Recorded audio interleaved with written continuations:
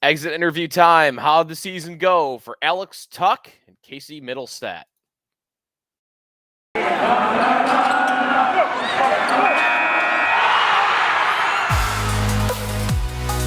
You're Locked On Sabres, your daily podcast on the Buffalo Sabres. Part of the Locked On Podcast Network, your team every day.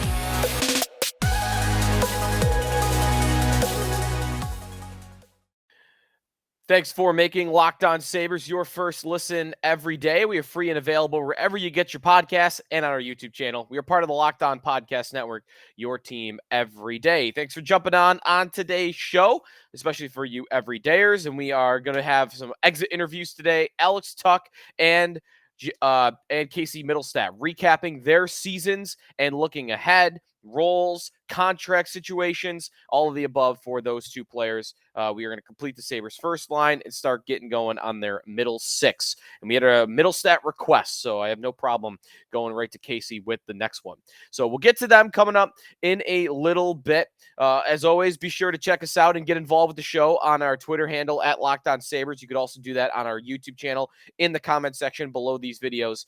You are able to throw a comment or a question and we'll read it on the show.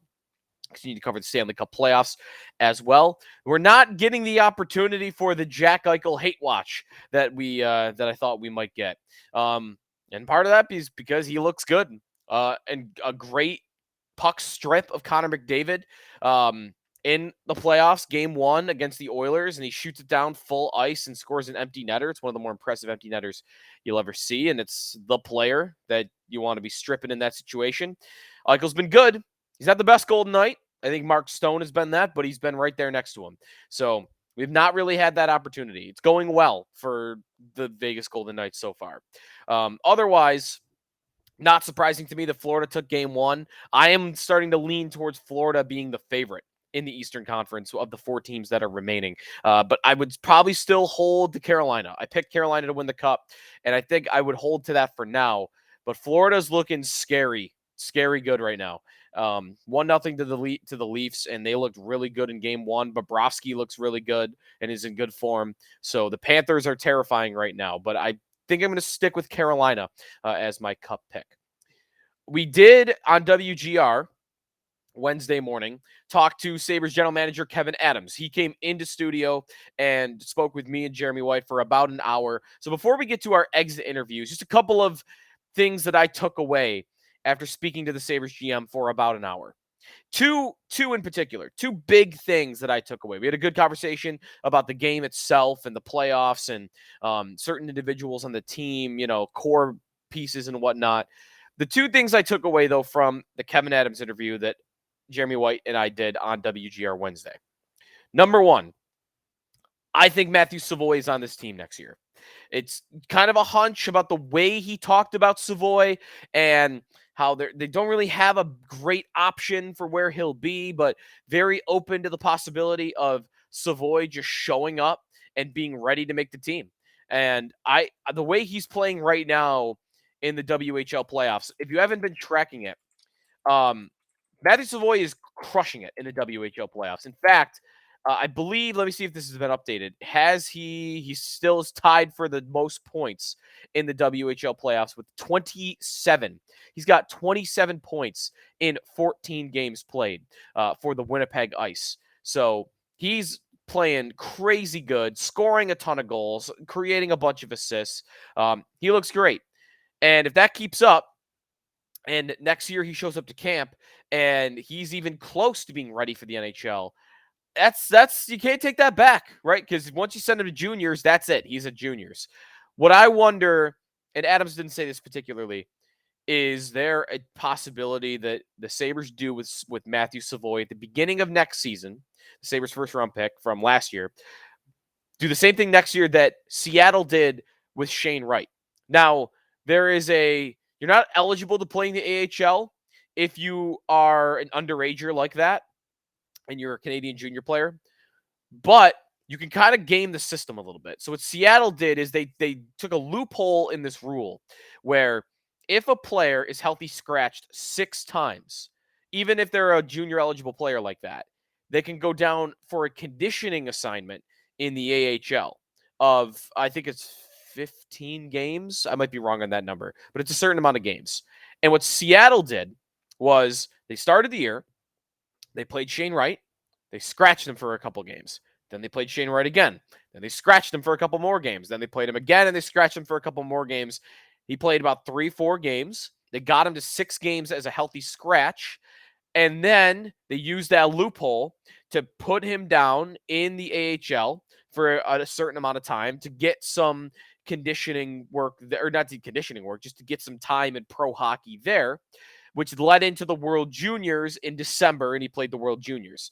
So Seattle bought themselves half the year to see how close Shane Wright was, to get him some work in the AHL, and then work him into the World Juniors. That's half the year without having to send him to juniors, with having him play higher level hockey. Now, he's not playing the same amount of minutes that you might like, or the same amount of games that you might like, but still playing enough and practicing with the NHL team and getting him some pro hockey. I wonder if the Sabres would consider that. I think it's more likely that he is just on the team. That right now, that would be my guess. It's a guess, and I think all outcomes are on the table. My hunch right now is that Savoy is on this team. I'm not sure I would say the same about Yuri Kulik. Kulik is playing great in the AHL, coming back for the Amerks in the playoffs. But because he could just go to Rochester, I think what happens with him is he'll start there and then work his way up as the season progresses, but he'll end the year in Buffalo. Again, these are total guesses because it's still May and we have 5 months to go until these questions will be answered. But as Savoy lights up the WHL playoffs, he came up when talking with Adams, and that's the one takeaway that I had. Second takeaway, I don't believe, again, the way Adams talked, I don't believe the Sabres are going to run with 3 goalies again. I don't think they're ruling it out. I think they're open to it, but didn't sound to me like something they want to do. And part of that is honestly something I hadn't considered, which after consulting with the goalie coaches and the coaching staff, practice time. That it's harder to run a practice with 3 guys opposed to 2. I mean, you can still do, you're doing it. For the team, it's fine. It's rotational. But these goalies aren't getting as much work. They're losing a third of the work that they otherwise would. Or if you want to keep Devin Levi, in there with a full workload, then your other 2 goalies are getting half the work that they would otherwise. And I don't think that's something they necessarily want to do. So my hunch right now, again, these are hunches based on what the GM and the coach sound like, and in this case, the GM, because he's who we spoke to last, is that Levi's one of your goalies, and that they'll have a second goalie that will either be Ukko-Pekka Luukkonen or somebody else. I refuse to believe it's going to be Eric Comrie. I can't get to Eric Comrie being that goaltender. I think he's going to get waived. That's easy. The question I have is Luukkonen traded, and they bring in somebody else from out of the organization, or do they just run with Luukkonen and Levi? And maybe that's a little bit more likely, at the moment, but I think it's going to be one of those 2 situations. We'll take a timeout here. We'll come back. We'll get into our exit interviews for today, breaking down the season and looking ahead for Alex Tuch and Casey Mittelstadt. That's ahead here on the Locked On Sabres podcast with Joe DiBiase. We are brought to you by Game Time. If you're trying to go to your favorite sporting event or concert or comedy show, you got to check out Game Time. Buying tickets to your favorite events shouldn't be stressful. Game Time is the fast and easy way to buy tickets for all sports, music, comedy, and theater near you. With killer deals on last-minute tickets and their best price guarantee, you can stop stressing over the tickets and start getting hyped for the fun you'll have. You can browse in the Game Time app. Look through all the events, playoff games. If you want to head up to Toronto even to watch a playoff game, you could do that with the Game Time app. Flash deals and last-minute tickets. Easy to find and buy tickets for every kind or event area.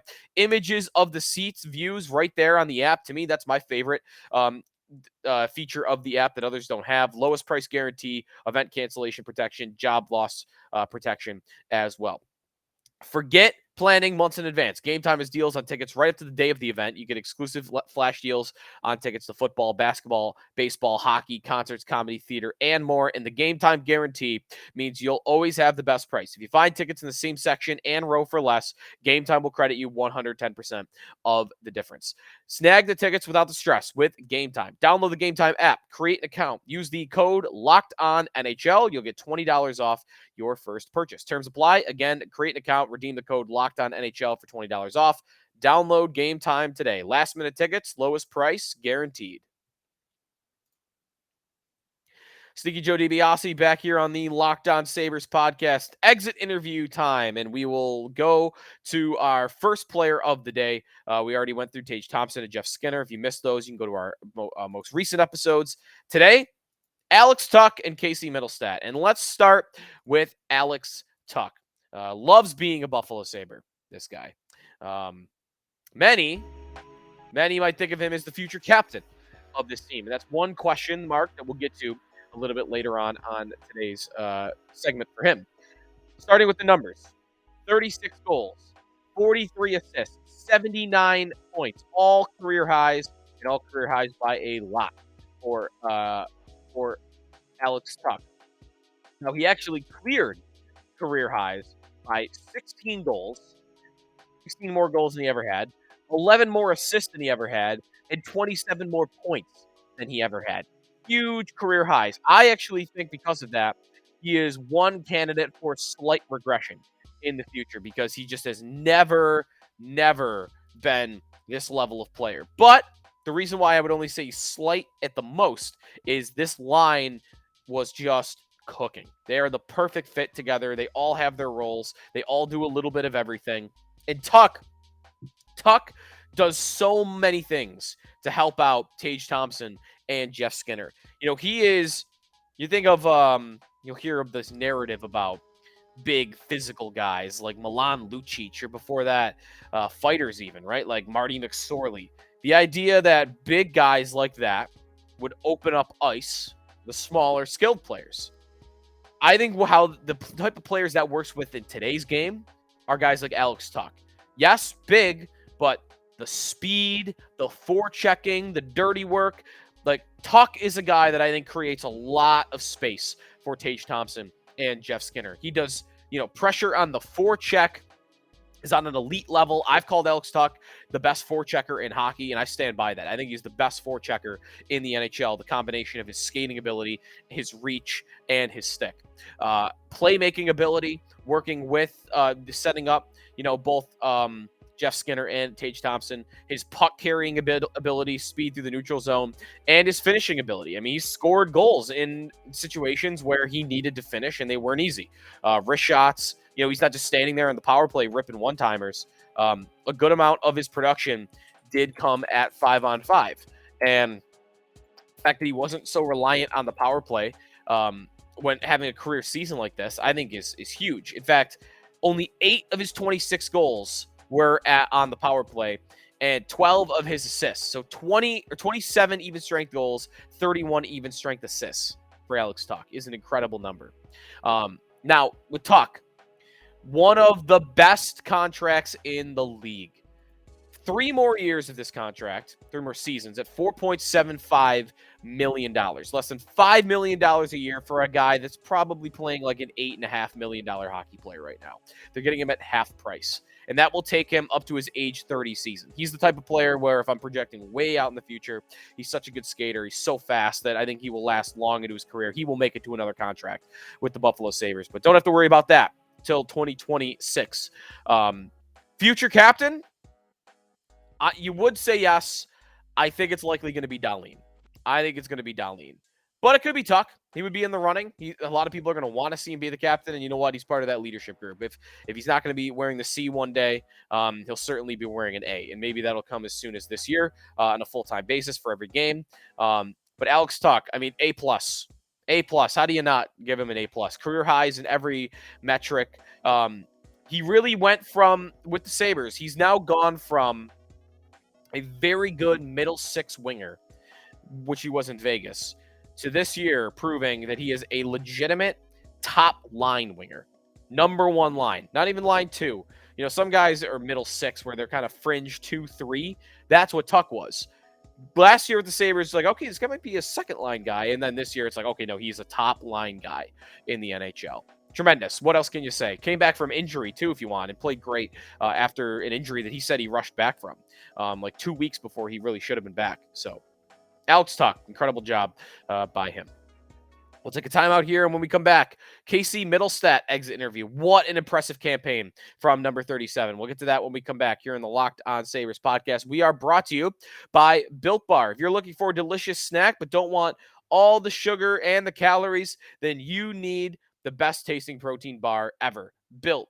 You gotta try this. It's if you're like me and you want to make healthier snack choice, but you don't want to compromise on taste, I've got just the thing for you. Built Bars and Built Puffs. Built Bars are healthy and taste amazing. They taste so amazing you won't think they're good for you. You got to try it. What makes Built Bars so good? Well, for starters, they are covered in 100% real dark chocolate. That's right, real chocolate, and they come in unbelievable flavors like churro, peanut butter brownie, cookies and cream.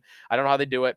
Built Bars taste like a candy bar while maintaining amazing macros, and what's even better is they are healthy. Only 130 calories and 4 grams of sugar with a whopping 17 grams of protein. And now you don't need to wait to get a box. For years, I've been telling you, go to Built.com, order your Built Bars there, but now you get them at your local Walmart or Sam's Club, while you can still get your specialty flavors still at Built.com. So head to your nearest Walmart, go to the pharmacy section, grab yourself a 4-bar box, or go to Sam's Club and grab yourself a 13-bar box of Built Bars. You can thank me later. Sneaky Joe DiBiase back here on the Locked On Sabres podcast. Thanks for making us your first listen every day. And we now go to our KC Mittelstadt exit interview, breaking down the season and looking ahead for Mittelstadt. More questions about the future for Mittelstadt than there were for Alex Tuch. Starting with Mittelstadt, it's really hard to imagine it going better. It's hard to imagine it going better. I mean, he was someone I had soured on. Wasn't really that fond of his game coming into this season. And, man, I mean, from the get-go, you could kind of tell. But it really took off in the second half of the season for Mittelstadt. In fact, if you look at his splits on the season, points by month. And for him, you got to look at points because he's never really going to be much of a goal scorer. KC Mittelstadt this season, as Hockey Reference decides to crash on me. There we go. He had 7 points in October, 6 points in November and December, 9 points in January, 9 points in February, 9 points in March, and 13 games in April. The final 2 weeks of the season when they were pushing for the playoffs, Mittelstadt led them in points. Now, Thompson missed some games, Tuch missed some games, but Mittelstadt for the last month of the season, was their leading point getter. So, hard to imagine it going better for him. He finishes the year with 15 goals. By the way, 15 goals. 5 of those came in the 8 games in April. 15 goals, 44 assists for 59 points. In the previous 195 games of Mittelstadt's career, he had 33 goals, 47 assists, and 80 points. So this year, Mittelstadt had 31% of his career goals, 48% of his career assists, and 42% of his career points. Tremendous job. And maybe most impressively, he did not have the benefit that Tuch did, playing with Thompson and Skinner, what Skinner did, playing with Thompson and Tuch. He didn't have the benefit that even, Jack Quinn did, playing with Dylan Cousins. KC Mittelstadt put up those numbers with his 2 most common line mates on the team being Victor Olofsson, a one-dimensional shooter, and Tyson Jost, who I like, but let's be real, bottom 6 guy, doesn't put up a lot of points. That's pretty darn impressive that he was able to be 1 point away from 60 points when he didn't play with any of the Sabres' top offensive players. Now, Olofsson helps out a little bit in that he's able to finish, and it's part of the reason why he had more assists than goals. But Mittelstadt had to do a lot on that line. He had to do a lot of the zone exit work, a lot of the neutral ice work, puck carrying into the offensive zone, playmaking, setting up. Like he had to kind of quarterback that line, and there was no really taking turns. It was just Mittelstadt did it. Whereas, the Tuch line, as I mentioned, sometimes it's Tuch, sometimes it's Thompson, sometimes it's Skinner. Super impressive. Now, maybe looking ahead, the thing to be most intrigued with Mittelstadt, almost getting 60 points with Olofsson and Jost. Is that going to be Matthew Savoy and Yuri Kulik's spot? Are the kids on the way to save Mittelstadt? In a way. I think Savoy, if he makes the team next year, fits perfectly with Casey Mittelstadt on a third line. And I think Kulik fits there too. I don't know if they'd want to do two rookies at the same time again, but I like that line. I like a kid line around Mittelstadt. Mittelstadt as the centerman. I know he's not that old. He's only 24. But super impressive. The question about Mittelstadt, I guess, is he a part of the core? He was good. Is he a core player? And I think I'd be on the fence with that. Is he expendable? Is he someone you could sell high right now to get a really good defenseman? I think, for me, I think that's something you should consider. And if you're considering selling high like that, and he's not a core member, he's a fringe core guy. But I don't think the Sabres agree with that. I think the Sabres believe he's a core player. Kind of captains the bottom six at the moment and gives them that versatility and that depth, right? Like, can play third line center, can play third line wing. And he was the guy when someone got injured that he went up into the top six and onto the top line and produced. As the number one center, when Thompson down the stretch wasn't healthy, he did great between Jeff Skinner and Alex Tuch. So Mittelstadt being the guy ready to go. You got someone injured, I'll jump in the top six. Having that guy in-house, I think is key, and I think they don't want to lose that. Will he get a contract extension this summer? I think I'd put the odds on yes. I think I'd slightly favor yes over no, that he will get an extension this summer. They like to pay guys early. And I know he's played 6 seasons in the NHL. If you count that first year where he only played at the end. 5 full seasons and 1, 6-game year. But it's early for him with this team and taking this jump. It's one great year, but man, they did that with Thompson. So I think he'll get paid. He's got 1 more year at $2.5 million. Then he's a restricted free agent. What will he get? Total guess, I'd imagine he's in the $5 million range. If Cousins is a $7 million player and Thompson and Cousins are both $7+ million players, maybe Mittelstadt, 7 years, $5.5 million per. That might be where I land on Mittelstadt as a guess. 7 years, $5.5 million for his services, which, hey, that's not that much anymore. $5.5 million. And in 7 years' time, maybe it won't be that much either. The NHL cap doesn't go up as much as other sports. But anyways, it's going to do it for us here on the Locked On Sabres podcast. Next up on our exit interviews, we will get to the kids, Jack Quinn and JJ Peterka, a rookie breakdown. And speaking of rookies, a little bit of news here on the show. I'm sure you've seen it. Owen Power selected as a Calder Trophy finalist. I don't think he's all that likely to win. I think it's going to be Matty Beniers in a runaway. But good for him that he finished as a finalist. Maybe he'll go to the NHL awards. But definitely deserving of the recognition of being in the top 3. Stuart Skinner, Matty Beniers, the other 2. But good for Power. I think he should be in closer to winning it than he probably will be, because you got to look at either advanced numbers or film for him. But anyways, at least good that he got the nomination. All right, that's it for us today here on the Locked On Sabres podcast. And again, for you everydayers, next time on the show, Jack Quinn and JJ Peterka, season breakdowns and a look ahead for their games coming up on the Locked On Sabres podcast.